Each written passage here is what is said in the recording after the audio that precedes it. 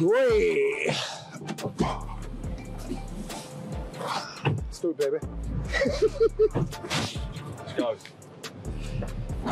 This is all fucking corny, all this stuff, isn't it? Yeah, I know, but you know what? When you put, hey, that's what, is that the Ritz? That's the Ritz. Ritz. Savoy here? It's the Ritz. No, the Savoy is the Piccadilly. Oh, right, shit, all right. Go on, I'll go it, I'll go it.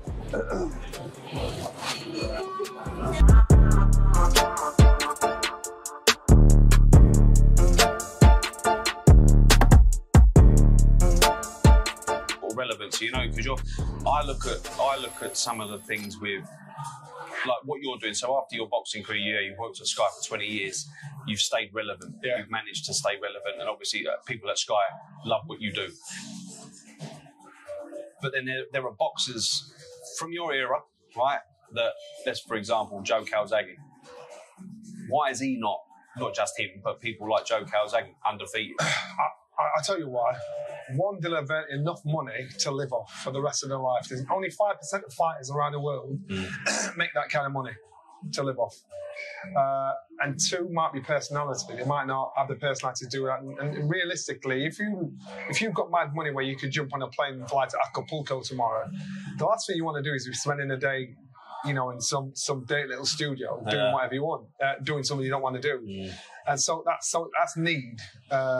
And the other thing is, you know what, I just think, just some people can do it, some people can't. You know, and I can do it. Carl Froch can do it, can't he? Oh, Carl's wicked. He loves it, doesn't he? You know Carl, and he won't mind me saying this, he's a tight bastard. Yeah. But he's my favourite one to work with because he's so funny, so sharp, so witty. He was brought up in public housing. He's got a dry sense of humour as well. So that's what I'm saying. He was brought up in pubs. So therefore, he's used to dealing with all shapes and sizes, drunk, sober, trouble causing everything. Yep. And him and his missus, they are proper spot-on people. I've got a lot of time for Carl. Do you ever invite him to the farm? Should do. Nah, well, I've got horses, so he said he'd bring the kids and put them on the horse. I'm thinking, I don't want the horses booking your kids off because that's me done. But he likes fast cars and I don't. Yeah. So he said, come down, we'll go in the Lambo. I'm like, no, I won't. Yeah. Would you like with cars and all that, have you always had like you said you've had a Range Rover in the past?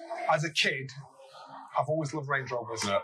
So I thought that's the car one. And so for the last 15, 20 years, I've always had a Range Rover because once I could afford it, no matter how shit it was, I've had one. Yeah. And that's my favourite car. Is that what you got now? Yeah. But I'm not a fast car driver. No. I don't drive, but my kids... You like luxury, don't you? Yeah, my kids complain, Dad, put your foot down. I'm like, yeah, whatever. Yes. But I don't wear jewellery. I don't... Because we were skinned. We never had money. Yeah. So... if I wore stuff like that, I just think... Because I find with money, when people come into money, it doesn't necessarily change you. Yeah. It exaggerates the person you already are. So if you're... Like, my dad, he's a fucking tight fucker. Yeah. So if he owes me a fiver, or if I owe him a fiver, £4.50, yeah? He'll tell me I owe him £4.50. I'll give him a fiver, he'll give me 50p. That's the God's honest truth. Yeah. But it's, if you're flamboyant with your money, and you ain't necessarily got it, when you come into more money, you're just going to spend even more. I said to Brendan, because Princess Imhamid, unbelievable fighter, I've known that since he was 7. And as he got older, he just turned into a bit of a shit, in my opinion. Yep. And I said to Brendan, has money changed him? Because I've known that since he was 7. Yeah. I mean, honestly, some of the best times in my boxing career are with Naz and all the lads. We used to have a good laugh. And he just changed. I don't know if it was the people around him or whatever. And I said, has money changed him? He said, no, money just magnifies who you are. Yeah, there you go. Me and Brendan are obviously at the same time. And I just thought, you know what? That's like, so what you're saying there is spot on right, which is a shame because when you talk about boxing memories, we had a laugh, man. Naz is funny. He's a funny guy. You know, he was a funny guy. And it probably disappoints you a little bit then because you've had that history to then see him go on the wayside. But is that since he's like retired and whatever? Do you think no. Before he retired, what happened was because Naz was an icon in the UK for a while, you know, he got people, he attracts bloodsuckers. It attracts yes men. So all of a sudden, when you've got new yes men that are going to say yes, no, yes, no, yes, no. Yeah, it's that gravy training, isn't it? He started talking to us lot that we all grew up together. like he's talking to an animal. I'm like, yo, what are you doing? Yeah. Now, in the gym, his nickname was Flag Ears or Nukra, Big Nose. But we all have nicknames. We all just give each other shit. And but then when those people started to come in and we found he was talking to us like that, I dropped off. All the lads started to drop off, and it's a shame because I know it was the best times ever. It was. I can remember he was fighting New York. Michael Jackson, big fan of his, loved him. Michael turned up at the gym to watch him. We're all training in the gym to watch him train in the gym. He's fanboy Naz. Wow. And so we're taking a piss at, yo, Michael wants peace, man. Just having a laugh. Yeah. And so from taking the mickey before, now him and Naz are, they're mates. Yeah. And I can remember Michael, he just got a new album out. And we was in Naz's house. And, Naz is like, yeah, Michael. And he's talking away. So he said, let me just ring him. Put out speakerphone. Yo, Michael. Hey, Prince. He said, how's things? Good. Listen. He just promoted his new album. That new album, I'm not feeling it, It's a bit shit, man. I want some more stuff. I'm like, I don't know what you're doing. You're telling the king of and pop. So Michael's like, well, I thought I'd try something different, We'll see how it goes. And I'm like thinking... but he had that kind of draw attention. Yeah. And then I look back at those times, and we did have a proper laugh. And it's sad because of how his mindset changed. I don't know what it was. I don't know what it. We came down to London once, and what happened is if Naz came for you, he'd be bored, want to play pool all day. So we'd all phone each other. Naz is trying to kidnap somebody. As in, if he came to your house, he'd pick you up in his car, he'd take you up to his house. He lived out on the edge, and he wouldn't take you home. So you say, take one of the cars. Yeah. So, but you had to bring the car back. That means you were stuck with it. So it'd be Porsches, Bentleys, thinking, well, I'm going to buy one. So eventually you think, you ain't catch me out that way. Nah. So you get someone to pick you up.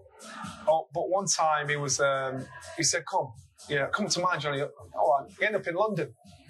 He booked into that hotel at the bottom of Park Lane. The Hilton? No, he's Dorchester. No, further down. One in the corner, big tall one. Yes, the Hilton. No, just down from the Hilton. Yeah, might be Continental. Yeah. We were there for 2 weeks. My missus is like, where are you? You know what it's like. So we're there for 2 weeks. We had a proper, all the lads came down and everything. But it was just a good laugh. We had the greatest times. You sound like you've got a lot of memories. Yeah, man, good memories. Were good memories. And it's just, you know what, you grow up and it's just how life is. You adapt as well, didn't you? Yeah, you adapt. And we become parents. And so responsibilities are different, aren't they? You do the shit you did then, you can't do now. And so it is sad. But I just think, I know him. I know Naz. No matter what, I know him. Yeah. And so like all of the boys, when you're in the gym, you're like a little family. And then when you get out and you're away from the gym, you create this persona of who people think you are. And once you start to believe in that, it's the beginning of the end. You don't want to get down that road. It's a shame. I mean, Prince Nassim, he when he first burst onto the scene and doing the flips in the ring and all, the modern day, would you liken Ben Whittaker without doubt to him? Like, so would you say Ben is the new, to take the British, like the British boxing, the name of the British boxer? Do you think that he's the next one to take it on? Like AJ has done it, Tyson Fury, whatever. As long as he can back up the boast. Yeah. He will do exactly what Naz did. But the Americans loved Naz. Yeah. They loved him because he was like in your face. I'm going to do this, and he did it loud outside the ring. Did the job in the ring. He'd showboat and everything in the ring. They loved him. And so all of a sudden, people that weren't interested in boxing, they were interested in Naz because he represented that time. And so there'll never be up to this point be another Naz because he was the first one to do it. So there'll never be another Naz. But Ben, what Ben's doing, I think, boy, if you keep winning, keep doing what you're doing, I know where you're going to go. Do you think that with Ben, do you think that as long as he's got the right people around him, i.e. the promoters, because ultimately, if the boxer is something, right, and he has got all the ability in the world, if you don't have that big, massive, like the big boy Eddie Earn platform behind you pushing you, like look at Conor Benn, for example, the stuff that he's gone through the last couple of years, 18 months, 2 years, because he's got Eddie Earn behind him as well. He's still talking about him. He's only boxed twice since the ban, or I think it's twice. Yeah, twice. So he's probably one of the biggest names you're still talking about now. Yeah, huge. Because of Eddie. Yeah. Because you've got fighters that have got a resume better. Yeah. But Conor's name's there because of Eddie. Yeah. But also with Conor as well, he's of the modern day as well, that he uses his social media platform very well to what he does. So he will call out the Gervonta Davis and all of these fighters that he's going to fight, like Manny Pacquiao. He don't give a fuck. He'll fight anyone. Yeah. So he does his bit. But it's also, he hasn't got a promoter that says, just go fucking... That's what I'm saying. Eddie's got an ego. So Eddie likes being front of the house. Yeah. And so really, I know some people are saying, oh, well, it's not about the promoter. But Eddie's got an ego, so he's his own character. He's got more followers than me. Yeah. And my man's a promoter. This is where, like, I think, like, Simon Jordan gets wound up with it because he's like, it grinds his gears a little bit because he tries to hold him accountable for certain stuff. Because Simon Jordan obviously comes across as he's a very knowledgeable man. Obviously, people will also say to him like the slight they have on him is like, "Oh, you're a failed businessman. You lost money at Crystal Palace." But he still knows his onions, Simon Jordan, and I think that he's of the modern day sort of mainstream media. He's probably the only one really that has pulled Eddie to task. Yeah, but and he knows how to put it. And Eddie will and Eddie, when I speak to my cousin Frank as well about it, it's like they both know what they're talking about. Yeah. So it's a big dick swinging competition as well. Yeah, Spencer Oliver, he was in the studio when Eddie went into the studio with Simon, and Spencer's like, "Yo, listen to me," and because between the breaks, Eddie's saying, "Come on, let's do it outside. I'll spoil it." He didn't stop. So all the stuff you heard on the radio carried on off air. Yeah. And I think he got massive ratings for that. Yeah. But Simon brought Eddie to task. Yeah. Simon's and I used to think with Simon Jordan, if I'm honest with you, I thought he was a dick when I first met him. Yeah. And we did a show, and I said to him, "Simon, I used to think he was a dickhead." And he started laughing and went, "Did you?" I said, "You're actually all right, man. I like you." Yeah. Exactly. He knows his stuff.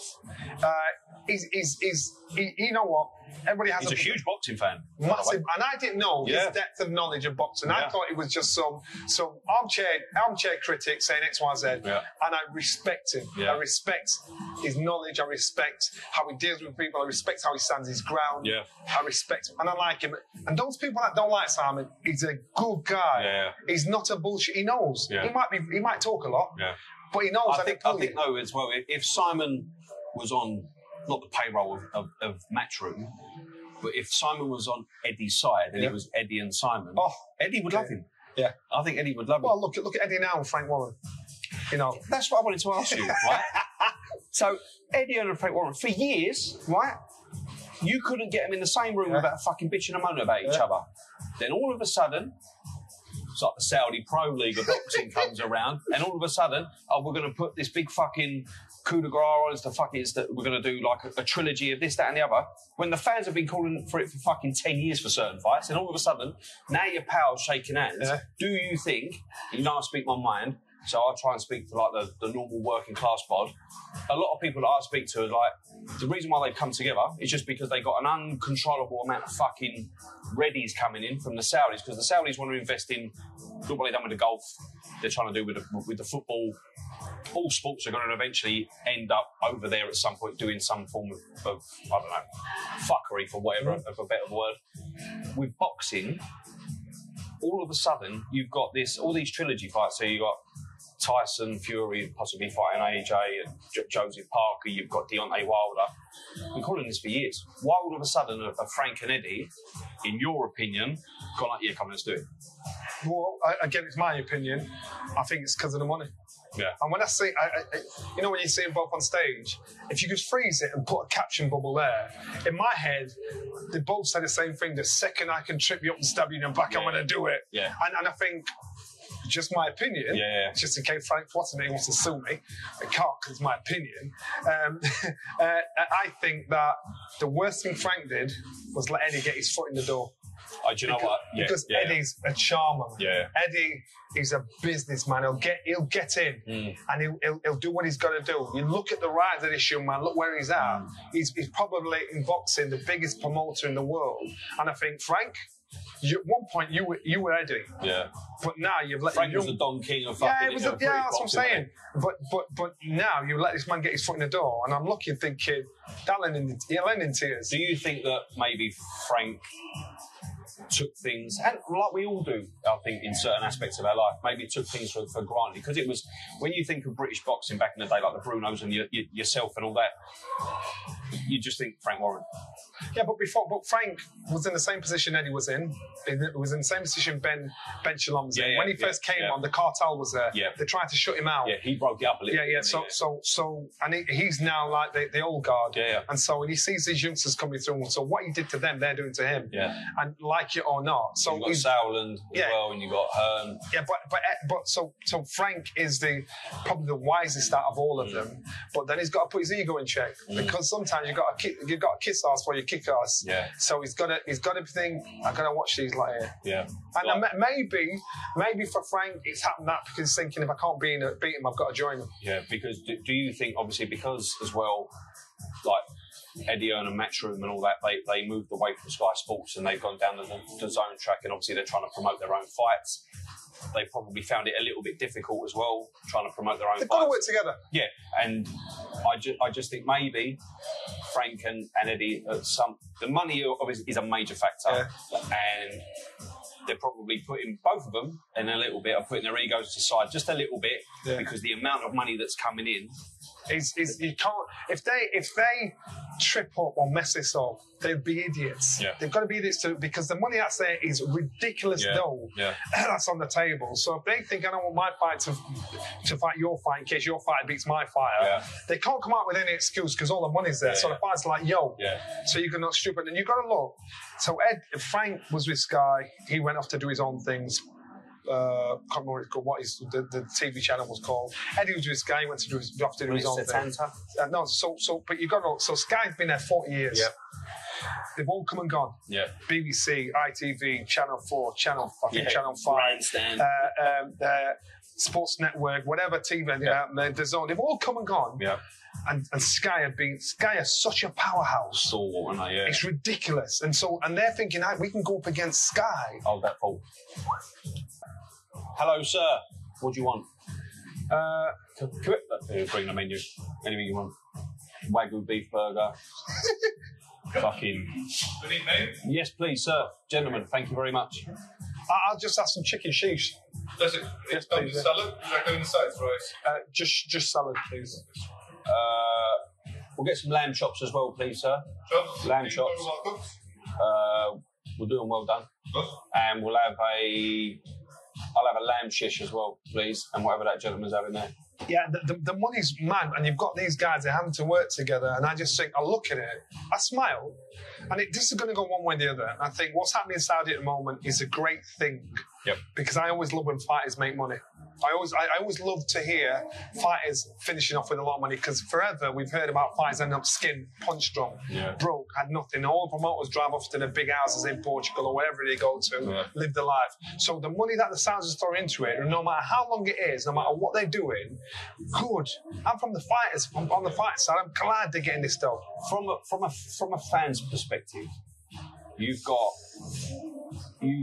so, like the O2, people supporting AJ's journey from start to now and all that. All of a sudden, you've got these die-hard boxing fans. And you could say, the diehards will travel anywhere. Yeah. When you're talking about, I don't know, the Conor Benn and Eubank Jr., the possibility of that fight, even at the very start, before all the stuff happened, was going to go over to Saudis. You got Joshua Fury going over to Saudi. Yeah. Why wouldn't you do it at Hyde Park? I don't want to hear fucking about security and all that. Why wouldn't you just put it into Hyde Park, Wembley? Money. I know the money, but do you not think from like a fan's perspective? I understand that the boxers need to be paid. So, but Joshua and Fury, the purse would be, let's say it's 50-50. It won't be because Tyson Fury's up his own arse, but 50-50. You're done. But yeah, 50-50. And it's like the 50-50 is £50 million each, right? Yeah. Say it was that. Is that not enough? You know what? You'd think it's enough, and I think...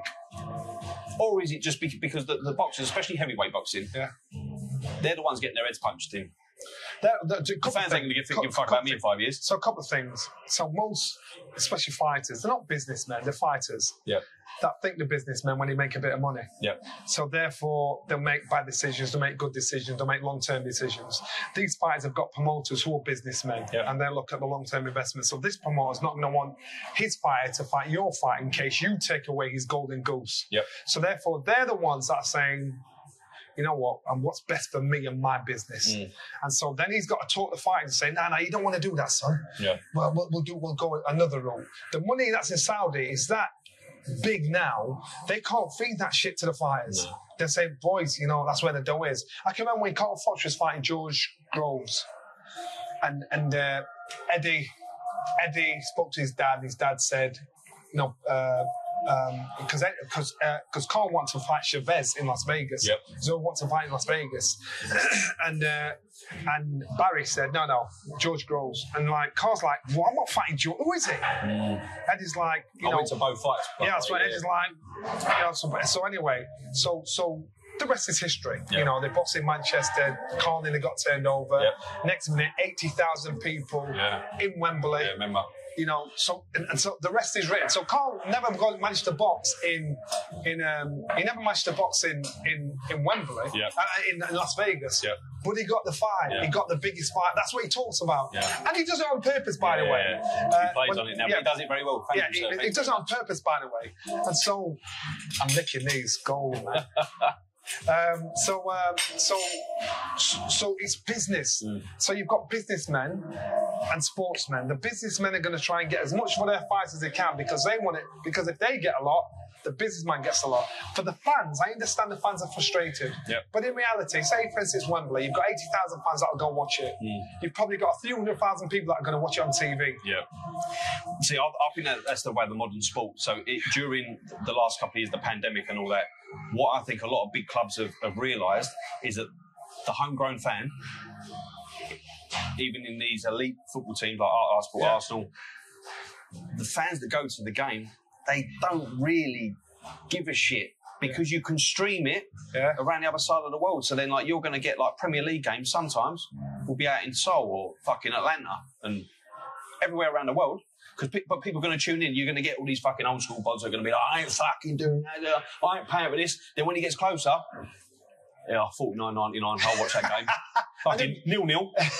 Well worth it. And the other thing is this. You know, a sport like boxing used to be a people's sport. Now, do you think it's a business now? It's a business. Dewey Cooper, who's Ngannou's manager, trainer, he said a line to me, I went, genius. He said, boxing is a business disguised as sport now. Yeah.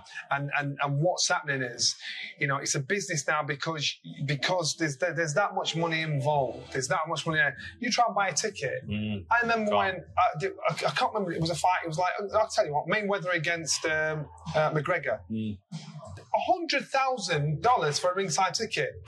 What normal person can afford that? So when it's a big fight, you're talking 600 quid to sit in the nosebleeds. Yeah. So sitting watching at home, it doesn't matter anywhere. It can be anywhere in the world. Yeah. You're still going to watch it if you can't afford a nosebleed ticket for 600 quid. Now, I'm not saying every show's like that, but the big shows, the huge ones, the tickets are not really for the real people. I do remember when AJ boxed at Spurs.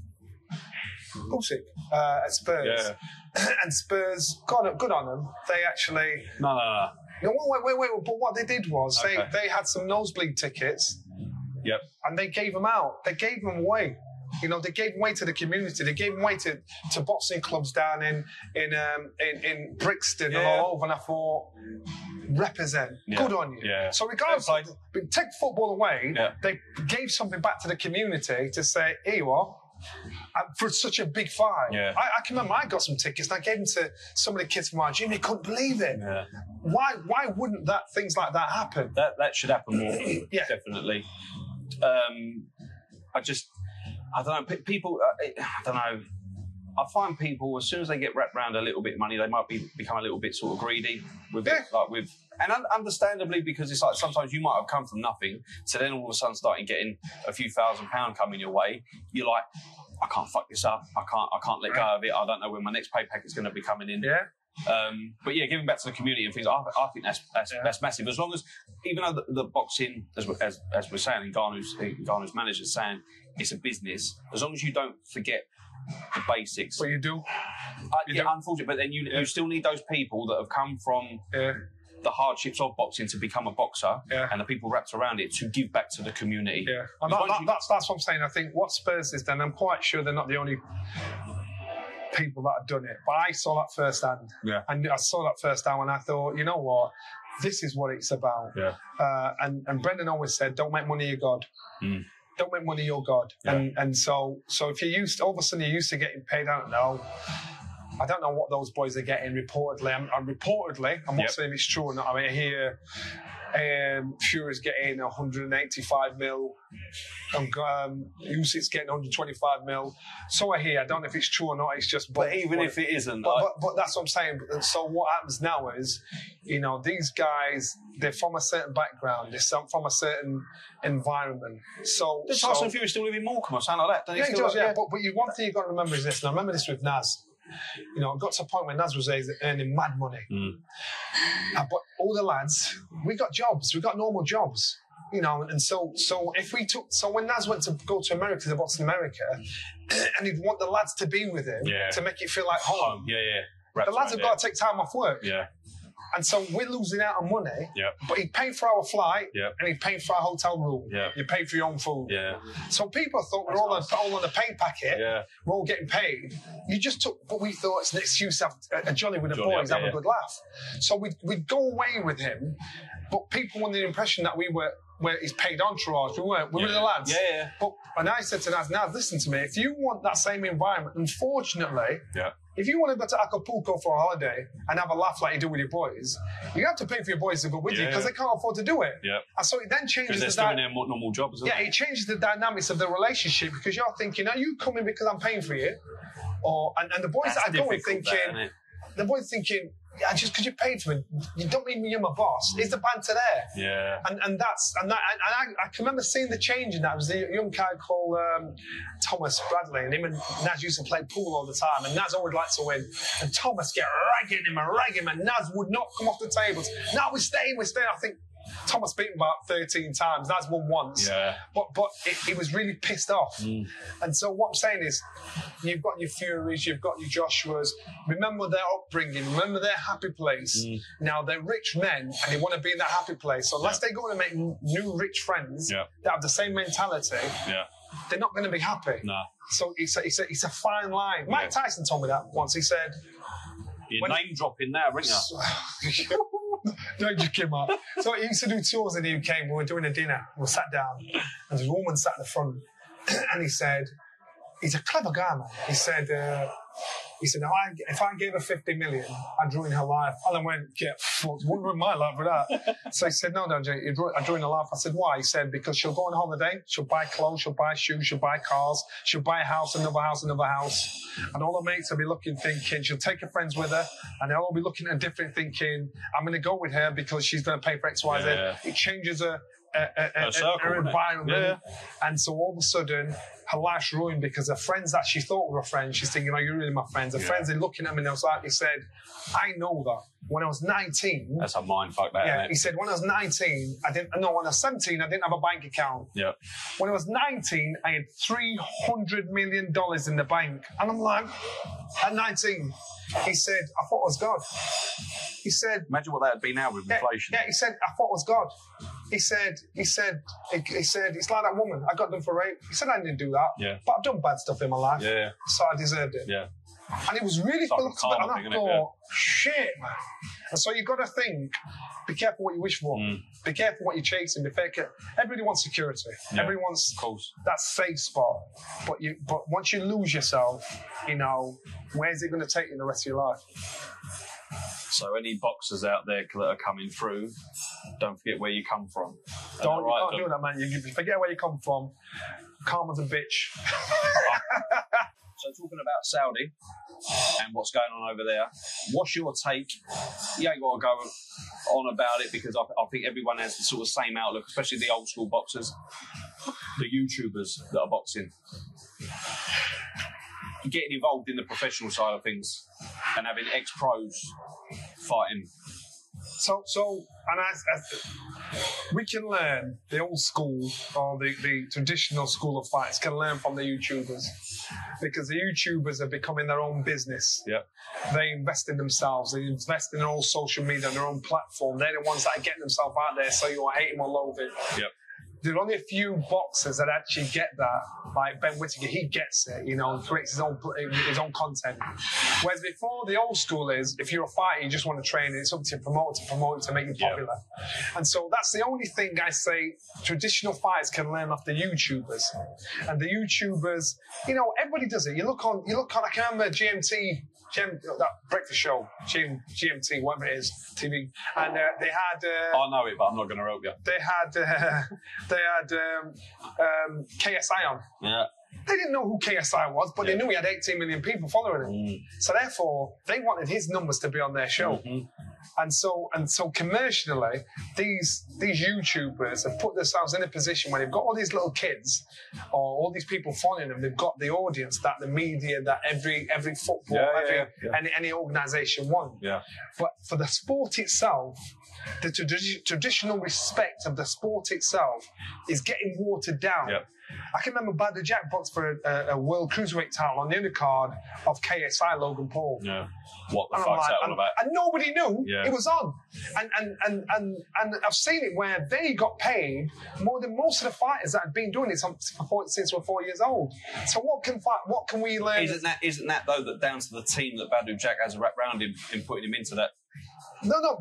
What it's down to is because what they did was KSI and Logan Paul. What they did was they said, you know what, we'll put a show on, we'll put some traditional boxing on, but they could pick whoever they want to be on the card. Yeah. They got paid more than they did. Yeah. The traditional fighters did, and so that's the only thing we can learn from it. In reality, one day one of them's going to bite off more than they can chew and get their arse shown their arse and get turned over. Would you get back in the ring for like? No. Do it? I'm 57, man. Yeah, but money's money. I know money's money, but I'm 57. You got to live with yourself. I know. You're not the type of person you don't let money rule your life, and we've established this.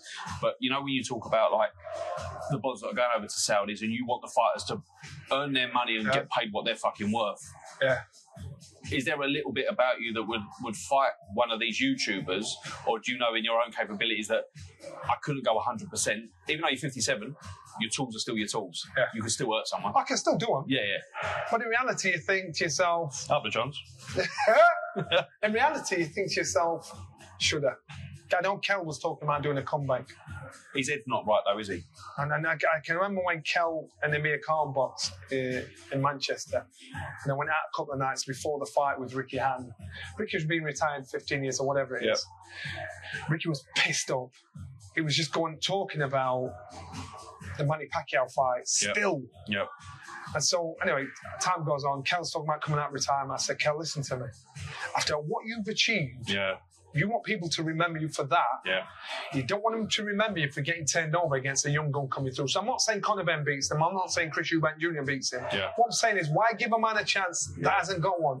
Now, if you're saying it's about the money, Kel's earned a lot of money. And I'm quite sure the money he's earned in Sheffield. That's that risk and reward thing. Yeah. If you're in Sheffield, he'll live large for the rest of his life. Yeah. So it's like, how much money do you want? You've got to be at peace with yourself. But do you not think, like, when it's in you, when it's ingrained in you that you are a fighting man, you possibly, even though you're a long time retired, you still have that bit about you that's the curse. Yeah. So I still think I can fight. I still think I look at a lot of fighters, I'm like, fucking hell, I could be like the oldest British champion out there, the shit. Yeah. But I just think now you've got a company. It takes you at least 5 years to get out of your system. Retirement. After retirement. You're going to go through everything. Yeah. You see it. Divorce. If you manage to stay married after 5 years, you've done well. Debt. Gambling, you're getting some kind of trouble. There's all these things because you're trying to chase that rush that gave you that endorphin rush when you actually fought. When you're going into that, you're walking the plank. You're looking for that something that's going to give you that rush. Yeah.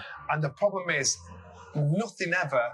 Boxing trains you to stand on the door of a club or to be a coach. And if you're not intelligent enough to be a coach, what are you going to do with your time?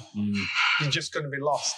And that's why I think with Kel, stick it out, man. I know you feel lost. I think you get up in the morning, you can do what you want. You don't have to go for a run. You can eat whatever shit you want.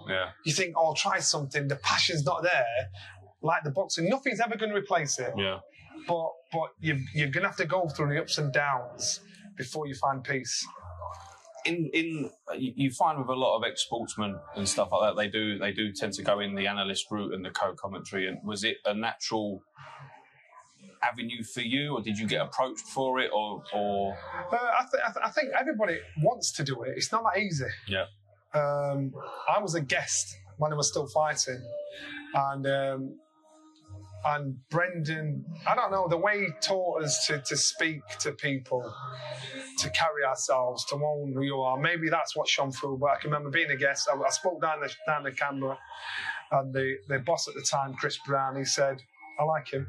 He knows what to do. We'll get him in. And I was a guest. Kept bringing me in as a guest. And the next minute, got a job. No more wimpy. The rest is history. Yeah, no more wimpy. Thank you. Thank you. You can eat lamb? I can't eat lamb, but... What's wrong with you? Mate, you won't even know you've had it. Promise. I'm doing it. Yeah. See, like the devil. Right, so... Bit of a spread. Abracadabra. Yeah, abracadabra. Right, I've got some quick fire questions. Bring them on, man. When I say quick fire, I mean these. When I've done them in the past, they've never been fucking quick fire, so it takes about 15 minutes to get through them. So I've got to ask you a few questions, and just whatever comes into your head first. Yep. Frank Warren or Eddie Earn? Eddie. Pie and mash or ackee and saltfish? Ackee and saltfish, All man. right, What are you doing? Are these warm-up questions? What is your biggest achievement? Professional or personal, if you had to pick one. Biggest achievement? Yeah. Wow. Becoming world champion. Yeah? Yeah. I was a zero. 13 amateur fights, winning 3, shit start, losing my first 3 professional fight. Longest reigning world champ at Cruiserweight, Longest reigning world, yeah. So that was my biggest achievement. Top man. Right. One thing that people might not know about you. One thing. I'm a proper crybaby. I think we've established that in the early parts of the fucking podcast, to be fair. Absolute tart. Who is, in your opinion, the biggest wanker in boxing? I can say that on here. Yeah. Oh, Cougan Cassius. Oh. I'm not playing with you, Coog. Laura Wood said Bob Arum. Does she? Yeah. I don't know Bob personally enough to say that. You know what? There's a few, but... To be fair, I said it. Who's the biggest wank you've ever met in sport? Yeah. She said Bob Arum. I'm only joking. Coog's all right, but I've got to pick somebody. You sure? Yeah. Here we go. If you could share the ring with any historical boxer, who would it be? Any weight division? Evander Holyfield. The thing is, why would you pick these people? Because I think they're good, so they kick the shit out of me. Quick fire questions. Jack Johnson or Evander Holyfield. Yeah. Because they were classed as the best. Evander Holyfield with 2 ears or 1 85%? The cruiserweight version of Evander Holyfield. Yeah, fair play. Would he have beat you? No. Love it. But longest reigning world champ, whatever. The hardest puncher you've ever faced or sparred with? Oh, gosh. Aldis Rodrigo, heavyweight. His nickname was Maguila, based in Brazil. He was, I think the only person who lost up to me fighting him was Evander Holyfield. This guy hit me in the ribs, and I felt it come out my left butt cheek. And I'm like, fuck. And so... Did you cry? They robbed me though. They robbed me blind twice. So where was your mum? My mum was at home. My mum hated me boxing. Did you never watch it? No? Never watched. Never come live? I used to tell her at first that I was going to dance competitions until she saw it in the newspaper. And the dance competition with like black eyes and broken noses. Oh, poor. My mum would never let me fight ever. Yeah. No, not a chance. What is your favourite swear word? Pussy hole. I can say it. Say it with your chest. Yeah, pussy hole. I can say that in here. Yeah, of course you can. Oh my God! Thank God, my mum's passed away. Yeah, and mine. We were both going to cry in a minute. Do you have? Obviously, people. I'm just going to ask. Do you have any regrets whatsoever? They could be minimal. I have a regret, and it's a nonsense story. I can remember winning the British title, and I had the Lonsdale belt. I won it at Finsbury Park on the undercard of Nigel Benn and Michael Watson. When Michael Watson knocked out Nigel Benn. Nigel Benn had platinum hair that day. My dad, my stepdad, who's I class as my real dad, he came to watch the fight. This guy, he always knew I couldn't. He always thought I couldn't fight. Yep. I won the British title, and we were all going back to Sheffield on the coach. And I've got the Lonsdale belt, and my dad sat with it on his lap. And there was an old guy in the gym that I'd never seen one before, and he said, "Johnny, can I have a look at the belt?" And I said, I'll tell you what, his name was Jed. I tell you what, Jed, you take it on tonight. I'll come and get it from you in the morning from the gym. And so I went to my dad and said, "Yeah, give me the belt. I'm going to let Jed take it on." And my dad's like, "Johnny, what are you doing?" And he's holding on to it really tight. Yeah. And I didn't really think about what I was doing. And I felt it was so insensitive to my dad. And I gave it to Jed. And my dad must have been heartbroken because it was like, and I got it off him the next day to give him, but I hurt him. Yeah. But I didn't realise until I think about it, I thought, shit, that is a big regret. I ain't gonna lie, that was nearly brought me to tears. That because I'm quite a soft fucker with all the bravado and all that. I'm a very sensitive person, and I think, that's understandable. Did your old man ever forgive you for it, or did you ever remind you? He never mentioned it. No, he never mentioned it, but I knew. But you knew. Yeah, I knew, and I thought, but I didn't know at the time. I just look back and I think, dickhead. But you're in the zone, no. You're in your own environment. You're being fucking. You got people that are loving you for you, what you've done. Yeah, but it wasn't to be mean because I thought, no, of course not. We live at home together anyway, so I'll get it off him in the morning. Yeah, Dad, I'm coming home with you. Yeah, I need the belt. Yeah, so but I just and when people ask me about that thing, I think that's probably one of the. If you're talking a small regret, that's one of the. Everybody has other regrets, but that's how it is. That's nice. So the biggest and main question, I think. Yeah. How and why do you follow the crazy ginger cabbie? Tell you why. Here we go. You come in my house, it's a great vibe, good energy. I've got a big TV on the wall. And I just like good energy, a good vibe, good everything. And when I get up in the morning, I'll have music playing or something like that. I put your shit on and I just love it. These people have no idea you're actually talking about him in the cab. And I'm like, fucking hell, he's good, man. I'll just have it playing in the background. You know, to me, just like, it'd be on my big screen. Yeah. And I just think... Some people might just have Sade in the background or something like that, and like he's got the ginger cabbage. But I do. I have it because I like laughter. It keeps you alive. It keeps you young. It keeps you youthful. It just gives you a good vibe. And then so when this was done, I tell everybody, yo, I'm with my man's cow. I'm going in his cow. So it's a big deal to me. Yeah, I appreciate it. I'm going with it. Yeah, so to me, I just thought, and now. And each time you put on that, you put the show on, I thought, I'm going to get to one of these shows. Yeah. Have I not been here or something like that? Yeah, because I remember we was trying to do this podcast last year, and we was booked in on the Cheltenham week. And then you had to go to Cheltenham in the green room, and you had got yourself a brand new fucking suit. I don't think that was Brendan's. You treated yourself, went down Savile Row or something. Yeah, what Savile Row? Was it? Yeah, Boatengs, No, it was Suit Supply. Yeah, Suit Supply, yeah, decent. Yeah, that's it. You got that too? Yeah, I got, yeah. Shit, sorry. We know, man. If you could give me any advice doing what I'm doing, what would it be? Keep your energy, keep your vibe. You've got a good spirit, and I think that is what lifts you when others don't see it. Yeah. Because you lift others. Yeah. And you don't even realize you're doing it. You've got a good energy about you. Cheers, man. And so I like that. You said you're always seeing people, and that's probably why. I don't know how I came across you, but I thought got me straight away. Yeah. I thought I like it. Keep your energy, keep your vibe. Say it how it is. Keep it real. Some people might not like it, and you're actually far from woke, man. You like, and I'm like, go on, kid. That's why you like it, yeah. And I like it. I like the lunatics aren't taking over the asylum in your cab. No, definitely. In my house, maybe with my missus and 2 kids, but yeah, no. And I like that. I like the fact that you work like a bastard. You know, your kids are at home. Yeah. The missus at home. I like that you're a family man. I like that, and I just think, Kelly, you won't even know. So guys that are thinking, I don't want to settle down. I don't. You can still do it and still be a lad. You can still have a laugh, have a crack. Yeah. So I like it. I like it. Good energy, man. Cheers. Hi, John. There was the interview with Johnny Nelson, Ivan Sanarani, Nelson. If you like what you saw, please like, subscribe, tune in, find us on all the socials, podcast, Spotify, everything, you name it. Join in. Now let's eat. Up the Johns. Bye. Up the Johns. Up the Johns. Up the Johns. Right, let's eat. Sorry, it's cold. Remember, Johns, don't forget to subscribe to the YouTube channel for updates and for future episodes.